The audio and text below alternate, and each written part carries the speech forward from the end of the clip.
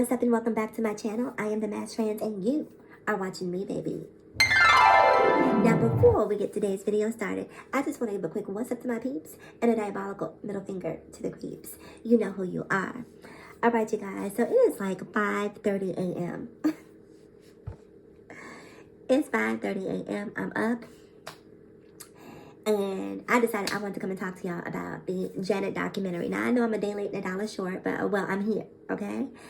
I finally finished watching all 4 parts of the documentary, and it was so damn good. So, let's talk about it. Let's talk about what I did like. I love that it was like a career retrospective, right? I love that they sort of took you through Janet's career in chronological order, so you were able to keep up and sort of go on the journey with her. I love that it wasn't, just sort of haphazardly put together. So, in episode 1, we see Janet going back to Gary, Indiana, going back to the old family's house, and just sort of reminiscing with Randy. And you know what I found interesting? When Randy would talk about Joe Jackson, for the most part, he kept saying to Janet, your father or your dad. I can't remember exactly how he was phrasing it. But I knew he didn't necessarily say dad or father. He just kept saying like your father or your dad. And I did eventually hear him later on refer to Joe as his father too. But I just thought it was so interesting that he kept referring to Joe as Janet's father, your dad. And one of the other things that this documentary did for me was it gave me a whole new perspective on Joe Jackson. Like the media is so good at sort of creating a persona. And what we're so good at doing is buying into the persona that the media is creating for us to buy into. And while it wasn't solely the media, because Michael has talked about the physical abuse that he suffered at the hands of his father, I think that at the very least, what Janet's documentary did was give you some context for why Joe was the way he was. Like, he wasn't just this angry tyrant who was, and I actually think that she used that same term, tyrant, in the documentary, because she was saying that, he was trying to keep his family alive. He was trying to keep his family fed. He was trying to keep his boys off the streets and out of gangs and out of jail and out the cemetery. And there was a lot for a black man at that day and time to do. And I think that hearing Janet's perspective on her father and what he did, because the reality is that without Joe Jackson, there would be no Janet, no Jackson 5, no Michael. I was about to say no LaToya, but we might have been all right. But my point being that Joe was obviously the reason that all of this exists, and granted, his style might have been a bit abrasive, but you have to consider where he was at that point in time, that it was a different time, different place and time. So I really loved that Janet helped to humanize Joe and take him out of this help to make him less of a monster, So I thought that was great. And one of the other things I remember when they went back to the house is they showed a clip from the Jacksons performing, and Janet asked, was it Randy or was it Catherine? She asked Catherine, where did the costumes come from? And Catherine was like, oh, I made those costumes. I never knew that. Who knew that Catherine was the original the original Tina Knowles? Out here sewing outfits. I never knew that Catherine did that. And who knew? I was wondering when I was watching this if Beyonce is watching this, if she's seen all of the parallels between Janet's career and her own career. And they talked also a lot about how Janet lived in Michael's shadow for so long. And I was thinking to myself, well, damn, Janet was kind of the original Solange. No shade, because I love Solange, but it's hard to be an artist living in the shadow of a sibling who is also an artist, but doing leaps and bounds ahead of where you are and where you're trying to get. It'll be interesting to see if with Chloe and Halle, if that happens, because both of the girls are equally as talented, but it looks like Chloe is just has a little bit more gusto, like Chloe's after it more than Halle is. So it'll be interesting to see if we wind up having sort of that imbalance in their careers, where one is here and the other one is, trying to, catch up, so to speak. Yeah. So they went back to Gary, Indiana, and Janet basically, took us on a trip down memory lane. I'm going down memory lane. Oh, it's early out. Anyway, so we got to find out a lot about how Janet's career started. Much of this I already knew. I knew she started in Las Vegas. Listen, I'm not a Janet fan. I'm a Janet stan, okay? So if you know Janet, you know the history of her career, how she started in Las Vegas. You know about Good Times. You know about Different Strokes. You know about Fame. You know about the Dream Street album, the Janet Jackson album. And let me tell you something. As a Janet stan, I think that those two albums are underrated. I think they're underrated. Now, there's a song on, I believe it's the Janet Jackson album, the one where she's in the pool with her hair slicked back. I think it's called Loving My Best Friend. If you have not listened to that album, Janet gives you a nasty vocal on Loving My Best Friend. And You Don't Stand Another Chance. And Young Love? What? Young Love. They play Ring Around the... Oh, I'm sorry. I need to stop this singing thing. But... my point being, there were actually some songs on those first two albums that actually hit for something. That's between me and you, okay? So if you want to go through a career retrospective for Janet and go over the true Janet catalog, definitely pick up those albums and listen to Loving My Best Friend, Young Love, You Don't Stand Another Chance. It was actually some cute songs on there. So anyway, Janet talked about in this first episode about how her career began and how she didn't want to necessarily be a singer, how she wanted to go to Pepperdine University. I knew all of that. If memory serves me correctly, I think Janet and Brooke Shields were friends at the time, and they both were considering going to Pepperdine University. Or was it Kim Fields?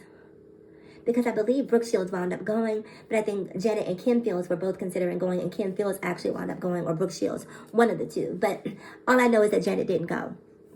So I was aware that Janet didn't, that she wanted to go to Pepperdine and wound up not going. So that wasn't a huge shock to me. I knew the whole Minneapolis story. So a lot of this, if you're a real Janet Jackson fan, was just like, oh, it's like, girl, been there, done that. But it was still nice to see it in Janet's words and see the film to support the story. So I love that they had all sorts of footage from Flight Time Studios and we got to see Janet recording. And this is something I noticed from the documentary. Very often, I'm talking to y'all out there, very often Janet gets accused of not being able to sing, right? That she whispers, right?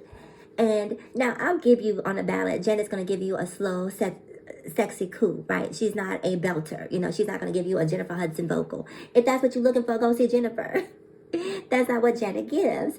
But when I heard her sing in the studio, I'm like, damn, she sounds just like the record. She sounds just like her record. The voice that you hear on that record is the voice that I heard on the studio. It's like, damn, that's how she sounds. So I really appreciated how we were able to hear Janet actually sing. And so back to my point about people saying that she can't sing, I always found it a bit of a contradiction, right? How people love Michael Jackson and they never actually criticize Michael's vocals. But if you listen to Janet and Michael, in my opinion, if you close your eyes, you can't tell one from the other. It's like listening to Kelly Rowland and Beyonce. It took me the longest to be able to tell when Kelly was singing and when Beyonce was singing because they sound so much alike. So I always find it interesting that people will say that Janet can't sing, but they don't say that Michael can't sing. And let me tell you something I also noticed from last night's documentary. There was a part of Rhythm Nation at the end. Now, I've heard Rhythm Nation probably 10 million times. 10 million times. And even though I heard it last night for the first time, at the end of the song, I heard Janet belting. I'm not going to do that to y'all this morning. But if you listen to Rhythm Nation at the very end, Janet gives you about a 5-second belt where she's singing people, singing If You Want a Better Way of Life. Listen, she goes off. I was like, go off, sis. And it just gave me this renewed appreciation for what Janet gives vocally. Now, I'm not going to sit here and pretend that Janet, again, is a powerhouse vocalist. That's not what she gives. But that's like saying Aaliyah can't sing, right? Or who else? I was about to say Ashanti, but Aaliyah is going to give you a nice, smooth, vocal. She's not a belter. Some girls are not belters. They are singers, right? They can sing, but they can't belt. And I'm okay with that, because as long as you can hold the tune, as long as you can stay on key, then in my mind, you can sing. And Janet can certainly do that. And she proved that in the footage that we saw last night. So I just wanted to say that. What else did she talk about? So in episode 1, she also talked about, was it episode 1 or episode 2, where she talked about her marriage to James DeBarge. Again, if you knew the Janet story, then you know why that marriage didn't work out. Didn't know the part about her being left in a hotel. That's crazy to me. That here you are, young, beautiful, successful, connected in the sense that your family name and your family brand can open up pretty much any door that you want it to. And you're sitting in a hotel waiting on an addict to come back. It couldn't have been me. God bless Janet for that heart, because it couldn't have been your girl. When I tell you he would have came back to that hotel room and gagged, he would have needed a couple more bumps after he came back to that hotel room if it had been me. Because when I tell you, I would have been done. Here's the thing about addiction. You have to love people who are addicts from a distance, right? You have to give them room to be addicted. I'm sorry, and maybe this sounds cold-hearted and callous, but having gone through that with someone, I know firsthand, when you're dealing with addiction, there's nothing you can do until that person makes the decision that they are ready to change. And even when they make that decision, what you have to be prepared for is it's going to take them 6, 7, 8, 9, 11 times to get it right, if they get it right. If they get it right. Now, the whole time, in the meantime, in between time, while they're going through this whole rigmarole with this addiction, if you are around and allowing yourself to be subjected to all the dysfunction that comes along with being an addict, then it's going to eat away in the road at you and that relationship. So the best thing that you can do when you're dealing with an addict is to not deal with the addict. Mother, brother, sister, cousin, aunt, man, woman, whatever the case is, I don't care what their relationship is. You cannot allow them to tear you down in the process of tearing themselves down. The one thing that you have to understand is the addict is not the person that you love. The addict is a whole other being. It's a whole other being. It is someone that you do not know. And they look like the person that you know. They look like the person that you love. They talk like them. When they're high, they walk like them. I'm sorry, when they're not high, they walk like them. When they're not high, they may give you flashes of the person that you do love, but it's not the person. This is Invasion of the Body Snatchers. Your boo is gone. Your boo ain't there. Gone. At the crack house, having a good old time. And the best thing you can do is get up, pull the pieces of you together, and skedaddle, baby. So I just found it so interesting that Janet had such privilege and so much access to all of this, but yet and still she kept choosing these damaged men, And when you see James DeBarge and Renee Elizondo, you think to yourself, damn, Janet clearly has type. And it is racially ambiguous. And if that's what she likes, so be it. But all the way up until Jermaine Dupri.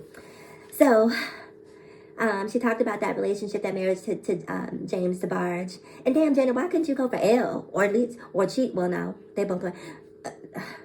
Shout out to the DeBarge family, but the DeBarge family, that's not where you want to get your man. At least not that generation, because that whole generation was a generation full of addicts. Oh, you know what I also thought was interesting? Janet talked about how when they moved to Encino, California from Gary, Indiana, from this really small house, the house was so little. It reminded me so much of my grandmother's house, a house that I grew up in. And she talked about how you know, they all slept in, well, Latoya, Phoebe, and Janet, all the three girls, all slept in the living room on a sofa. Well, she didn't even realize that or remember that. Randy had to bring that to her attention. It's so powerful to watch where the Jacksons started versus where they are today.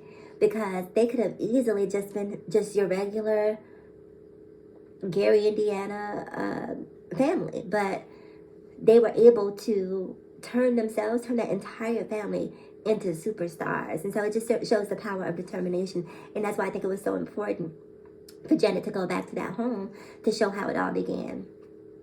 So anyway, she also talked a lot about moving to Encino, California. Excuse me. And the impact that had on her, moving into a predominantly white or all white at the time community, and how they weren't welcome and people were petitioning to get them out of the community, and how she was called the N-word. It was a lot of abuse and a lot of trauma that happened to Janet at a very early age that now a lot of this I was not privy to. I did not have an awareness that she went through this growing up. So they moved to Encino. Oh, and this is what I was going to say. So she talked about how they would have these parties, and pretty much all these celebrities, Red Fox and Sammy Davis Jr. and the who's who of Hollywood at the time would show up to their parties, and how at one point David Bowie showed up and was offering Michael Jackson drugs.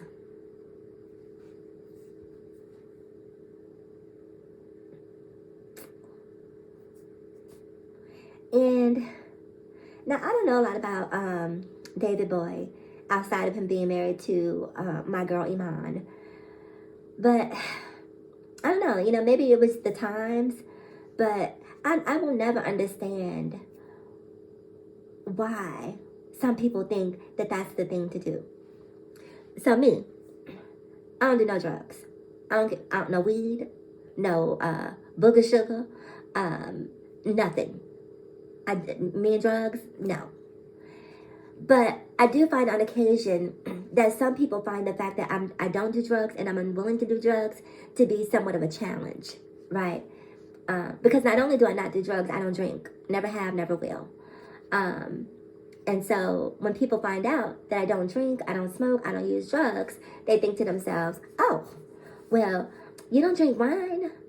You're not even a beer? No, I don't drink wine. No, I don't drink a beer. Well, you could drink a wine cooler. It tastes like Kool-Aid. Well, bitch, give me some Kool-Aid. Give me some Kool-Aid. If that's what it tastes like, then I already have that experience. Why do I need to have a wine cooler? Why? I'll wait. So anyhow, people who find out that I don't use drugs, don't drink, a lot of people will, again, see that as a challenge, trying to indoctrinate me into the culture of usage. And I don't understand that. Excuse me. There's more than enough people out here using. If you find people who don't use, in my mind, that should be celebrated and supported and encouraged. Now, see, the thing about me, I made it, listen. Ooh, y'all finna get up in my business today. I'm not a religious person, right? But I did grow up in the church. And I remember growing up and making a promise to God at a very early age, saying, God, when I grow up, I'm not going to do drugs. I'm not going to do it. I'm not going to do it. And that promise to God, I think, probably saved my life. Because there were so many opportunities that were made available to me to do drugs. I mean, pretty much any drug I would have desired to do. And in spite of those opportunities, something within me, and I don't know if it was the fortification of that covenant I made with God, saying that I wouldn't do drugs. But at the end of the day, I haven't done a drug. I haven't drank alcohol. And I have absolutely no plans on drinking alcohol. Which brings me to another point. I'm going to segue from this whole David Bowie thing for just a second.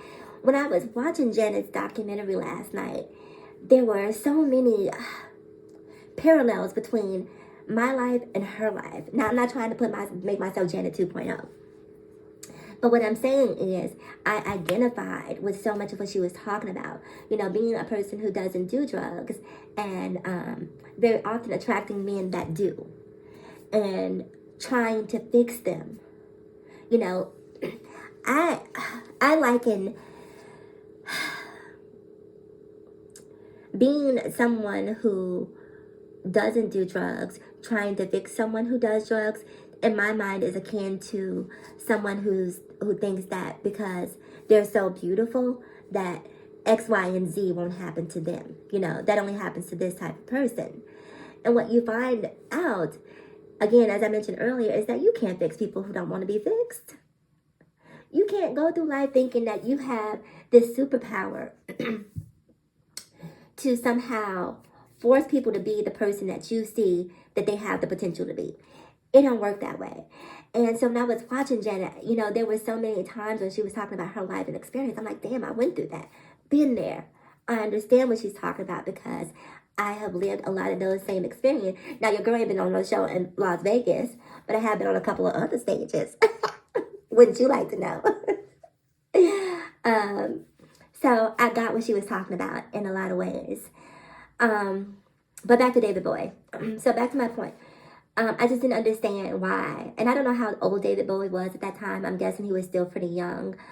But I didn't appreciate him trying to influence kids, you know, to do drugs. Like, if you want to do that, you know, go off in your own corner, do your thing, and, you know, or offer it to the people that you know do it. But you see that these are young, innocent kids.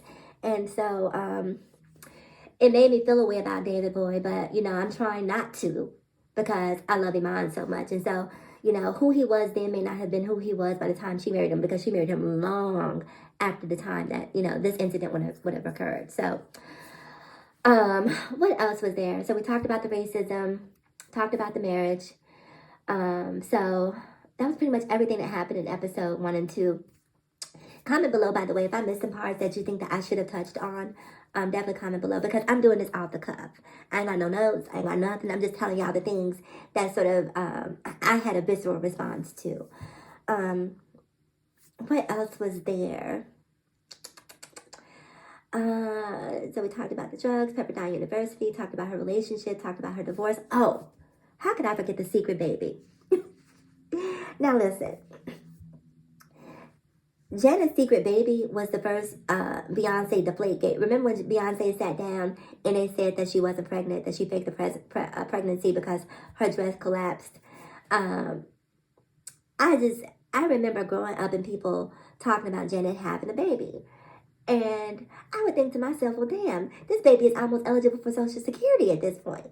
You know, it ain't no baby. How long do you people expect this to be a baby? You know, this was a baby being trapped in the basement. Now, keep in mind, this was back in that day and age of soap operas, you know, General Hospital, The Young and the Restless, One Life to Live. You know, this was back in the day of soap opera mania. And I was thinking to myself, you know, and they would do stuff like that on soap operas, you know, have a baby trapped in the basement and, you know, have a twin come onto the show that people, you know, that kidnapped the original person and the twin would step into their identity. So soap operas gave that. And I'm wondering if Janet's secret baby was sort of a byproduct of that soap opera culture that was rampant at that time, because it's just so ridiculous to me that, you know, people assume she had a baby and she was hiding the baby in the basement. For what? For what? Now, granted, it was a different time, obviously, where, you know, young motherhood, teen pregnancy wasn't as acceptable. But Janet said, no, girl, ain't nobody had no baby. I was on birth control trying to make sure I didn't have a baby. And that's what caused your girl to swell up. So I'm glad that she finally addressed it. And for me, it's just been so ridiculous because there are people, even in spite of this denial by Janet, that will still be convinced that there is some secret love child between Janet and James DeBarge out there floating around in the ether. I don't know. I don't know what the child would be doing, but there are lots of people out there who believe that. So moving on from that to episode 3 and 4. So episode 3 and 4 were probably my favorite parts just because we got to talk about the Super Bowl. You know what I noticed though? While Janet talked about a lot, she didn't talk about Wassam. She didn't talk about Dubai. And I wanted to know, you know, what happened with the billionaire? What gives? Girl, why did you leave Dubai? Why did you say bye-bye to Dubai? Like, I want to know more about that story. That's a much more contemporary story that I don't have a lot of context for, that I don't have a lot of history for. And granted, it's her business, so she can share what she wants to share. But that was something for me that was missing. Now, one of the other things that people keep asking about is why Janet didn't talk about Bobby Brown. My question is, why would she? Why would she? Now, I know in the Bobby Brown story, he did this whole scene where he put Janet out. And I was thinking to myself, the timeline doesn't line up for me, right? The math is not mathing, okay? Because Bobby Brown was a New Edition. That was like his first group. And I don't remember him being at a point in his career where he would be able to get a hotel, get Jen in the car. I don't know. It just, the math, like I said, is not math. And the timeline is not adding up for me in terms of when they would have potentially gotten together. But maybe they did. And maybe it's just one of those things that Janet, we all got one or two in our background. We all have one or two in our background that, we are just trying to purge from our consciousness. And so maybe Bobby Brown is that to Janet. I don't know. But Janet said, look, you are a non-motherfucking factor, Bobby Brown. So we're not going to even address you. You do not exist. So in the last two episodes, we see Janet talking about the Super Bowl incident. Now, as a Janet fan,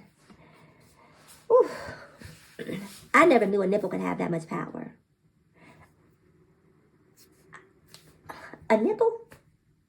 And again, it's always so interesting to me that people assume that Janet that she intended to do that. Like, I'm at the Super Bowl, there's millions of kids watching, millions of families. This seems like the right time for me to give y'all a nasty nip. I'm about to give y'all a nasty nip. It doesn't make sense to me. There was no benefit she was Janet Jackson. She was one of the top pop stars in the world. There was no need for gimmicks and stunts. There was nothing that she would have gained from that. Zero. But she lost everything as a result of that. And then the man who did it, Les Moonves, wound up being part of the Me Too movement. But you upset about a nipple. Julie Chen, Les Moonves. They really tried to play Janet over this nipple. Now, it was also interesting to me that Janet talked about her relationship with Justin Timberlake, about how, see, for the longest part, the public, myself included, I've had an issue with Justin Timberlake. And I honestly, after watching last night's documentary, realized that my issue is not with Justin Timberlake. My issue is with the media. My issue is with the system. It's because it wasn't Justin's fault at the end of the day that he didn't necessarily speak up, because Janet told him to lay low. You better lay low. And let her take on the brunt of that. And that takes so much character for her to be that thoughtful, that kind, that willingness to lay down on the sword, so he didn't have to.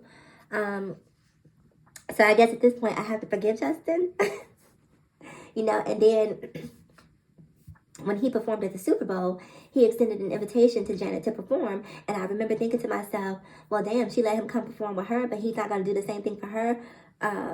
But he, in actuality, did. So it sounds like in the background, Justin has been trying to respect Janet's wishes more so than capitulating to public scrutiny, so to speak. So I guess I have to give Justin a pass at this point. Janet said, let it go. I'm going to let it go.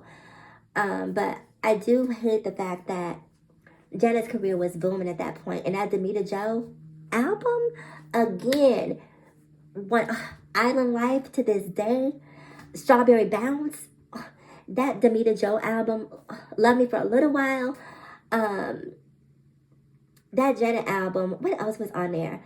Island Life just bumps to this day, okay? What else was on that album? Was All For You on Demita Joe? No, that was on the All For You album. What was on Demita Joe? Let me pull this up so I can remember. Let me go to Apple Music right quick and see. Bear with me, y'all. I gotta go back because that was my album. I mean, pretty much every Janet album was my album, but I'm just trying to remember the songs that were on. Okay, here we go. So we got Sexhibition, Strawberry Bounce, My Baby with Kanye West. What? Spending time with you. Island Life, All Night Don't Stop. R&B, Junkie. I Want You. I think that was the single, the lead single, I Want You. I think she did a BET, like, behind the scenes little whoopty for that. Like You Don't Love Me. Okay, that was a cute one. Thinking About My Ex, that was cute. Moist was my jam. Demita Joe. If you don't have Demita Joe, you need some Demita Joe in your life. But it was the first Janet album not to go number one. It went to number two in spite of the Super Bowl incident. And after that, it was just this concerted effort to sort of stifle her career. They tried to keep her out of the Rock and Roll Hall of Fame after being eligible for 10 years. They disinvited her to the Grammys. I mean, hold on, y'all. My back is itching. Okay. I couldn't find anything to scratch. That's what I was turning around and looking for. I was looking for something to scratch my back, my shoulder. But, hold on, now my eye is itching. All right. So they disinvited her to the Grammys. And, you know, I feel like it's karma, right? Because the Grammys has been catching hell for the past couple of years. The Dream don't F with them. Nicki Minaj doesn't F with them. Like, all of these celebrities are calling the Grammys out on it being political and, you know, sort of having its darling, so to speak. And Janet, again, who has every right to speak up against the Grammys, hasn't. You know, Janet is so graceful, so kind, and so forgiving, because there are so many times where I would have cursed somebody out. and she hasn't. And I think that that's sort of the takeaway from that I took from the documentary. It's just that sometimes you just have to be graceful. You know, sometimes you just have to be forgiving. Sometimes you have to move on because, you know, I'm a fighter. And I'm not talking about a fighter, but I'm not one to necessarily let people say and do whatever they want to do. Not to me. You know, if it's one thing that I can do, it's speak up for myself. I don't care what environment it is, personal, professional, what have you. If I have an opinion, if I have a feeling that I need to express, if I feel like you're trying to stifle me in any way, shape, or form, I just ask that you be prepared. I just ask that you be prepared for what's coming your way. But watching Janet's documentary and seeing how she handled some of these very challenging public issues made me say, like, wow. You know, even the issues with Michael, how Coca-Cola took away her contract. Girls don't nobody drink Coca-Cola anyway. But I would have loved to see a Janet Jackson Coke commercial. I think she wound up doing a Pepsi commercial that was internationally released, if memory serves me correctly. So she did wind up working with a soft drink, a beverage maker or a soft drink company, but it was Pepsi. But that was released, I want to say, like in Japan. Excuse me. I know I'm not the only Janet fan, so if you two are a Janet fan, definitely comment below and correct me. But I'm pretty sure she did wind up working with Pepsi and released a commercial that was international. Because I remember being little and scouring the internet trying to find that commercial because I wanted to see it. What else was there? So she talked about Justin. She forgave Justin. She talked about the Super Bowl and how it was time to move on. And based on the documentary, it sounds to me like Janet is sort of at the point in her career where she's just like, been there, done it, ain't got nothing to prove. Nothing to prove. I have a baby that I worked exceptionally hard to have. I have all the money, all the career, all the accolades that I can possibly want. So now it's time for me to just step out the way and bow out gracefully and allow these other dolls, the Normanis, the Chloes of the world, to have their opportunity to shine. I've had mine, and I'm okay with sharing that.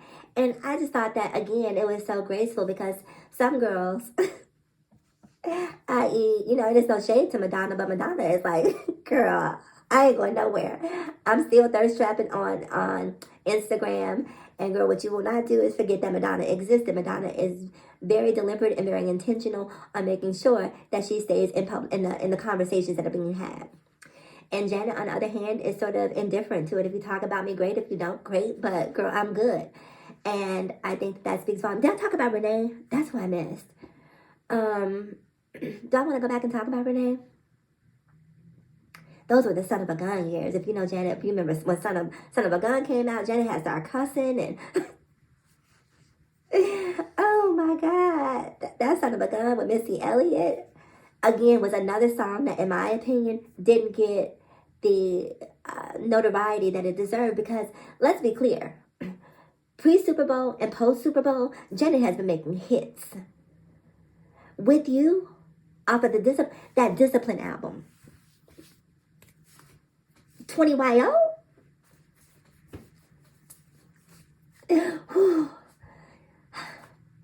20YO, that Discipline album. What was the one most recently with Black Eagle and No Sleep on there? It was No Sleep. Damn, why am I forgetting all my favorite albums right now? Now I gotta go and look up that album. We got that one. Hold on 1 second. Design of a Decade. Okay, Unbreakable. Jenna said, look. Girl, you wasting your time over here if you want to break something. You over here trying to break something that can't be broken. Unbreakable. The Unbreakable album.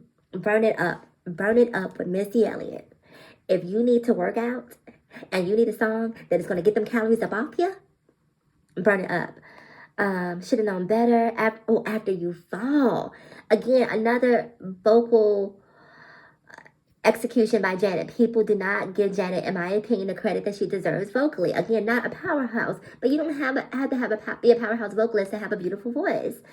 I talked about Black Eagle, No Sleep. Yeah, this was my album too. You know, I think I'm gonna have a Janet Day because should have known better. I need to go over these albums again I haven't listened to in a while. But it was a great documentary. Sounds like Janet is. I was going to say about Renee really quick before I close out this video and let you guys go on about your day. I'm sort of on the fence about how I felt about Renee's contribution to Janet's career. I didn't even talk about Jermaine Dupri either. I talked about him in a previous video. But when it comes to Renee,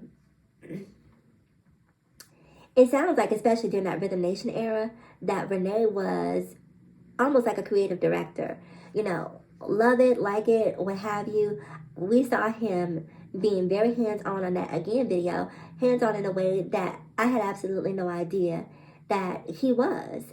And so that was very enlightening to me, you know, because when you listen to the song Son of a Gun, you hear Janet talk about the stupid bee in my beach house. I bet you think the song is about you, don't you? And it's quite evident who she's talking about. Because when she got divorced from Renee, Janet had to pay up. You know, she was the original Mary J. Blige. And so obviously, you know, that pissed her off. And so Son of a Gun was born from that. And on one hand, I feel like he wouldn't have been anyone without Janet. But on the other hand, I ask myself, would Janet have been Janet without his influence? Because even during the recording sessions at Flight Time Studios, when they were working on Rhythm Nation, because he came into Janet's life very early on, you heard him in the background coaxing Janet to come back into the studio. Now, he could have been coaxing her back into the studio because he was worried and concerned about his own bottom line. But whether that was the case or not, he was obviously instrumental in getting Janet back into that studio to get that album completed. So, you know, Janet was emotional. She was walking out the room. I'm done, guys. You know, she was upset because she thought that Jimmy and Terry were being antagonistic. But Renee was sort of what grounded her in that moment. And so even though I hate that he sort of took my girl to the bank, you know, there's a part of me that feels like maybe he did deserve some of what he got because he was actually very instrumental in her career growth and development and very instrumental in that Rhythm Nation era. You saw him doing choreography. Like, Renee was in the pocket. And much to the chagrin of a lot of people who were around her, sounds like Tina didn't like him. Sounds like her stylist was a little annoyed with him. So it sounds like he might have just had this sort of overbearing sort of Svengali relationship, kind of like the one that Tommy Mottola and Mariah Carey had, but with a little less power because Janet had the money, whereas Tommy Mottola had the money when he was with Mariah Carey. So it sounds like he just wanted to control Janet, and he was so concerned with her image that he really missed the emotional piece, and that's what led to the demise of that relationship. But I definitely think that knowing what I know now, he was certainly deserving of a check. How much of a check? I don't know. But he definitely worked hard to help to build that Janet and help continue that upward trajectory that her career was on at that point in time. He should have been with her at the Super Bowl. It may have never happened, you know. What else? Jermaine Dupri. This is where I have to side-eye Janet a little bit. This is where I have to side-eye Janet just a little bit. Like, Jermaine Dupri. Janet.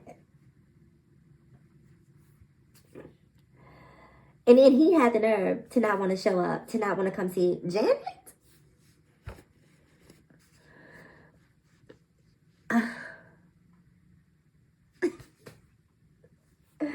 Janet, out of all the men out there who would have loved to have had your attention, Jermaine? Janet was like, I wanted a family. Well, let me tell you, on behalf of the family that you did not have, thank you. I'm speaking for the kids that you did not have, because, Janet, you were setting your kids up.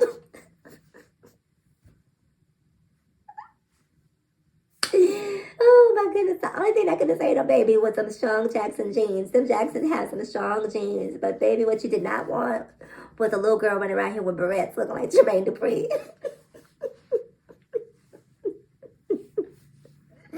You don't want a little girl with barrettes and ribbons looking like Jermaine Dupri. That is not what you wanted, Janet. The universe saved you from that. Oh, the universe saved you, Janet. You did not want that. Oh, God, forgive me, Lord. I can't. But Jermaine was cheating on Janet. Janet found out he was cheating, and Janet at that point sounds like she had just had enough of men. Sounds like at this point that Janet just has a very low tolerance for men who are not giving her what she needs. And I think that more women should adopt that. Like, if these men can't come around and value you, respect you, and give you what you need, remember, there's always a door. The door that you walk through, you can walk out. That's about it, you guys. I'm trying to think if there's anything else that I want to touch on, but I think I pretty much covered all bases. This minute is a little longer than I would have liked it to be, so I'm going to get ready to get out of here. Check back later for a Euphoria review. I'm going to talk about episode 3. I think it was episode 3 or 4, but I'm going to talk about that. So be sure to check back for that. So anyway, you guys, as always in closing, ask yourself this one poignant question. Why be bitter when we can be better? So let's be better together. I'm the Nash Trans, and I'll talk to you guys again in my next video. Bye-bye.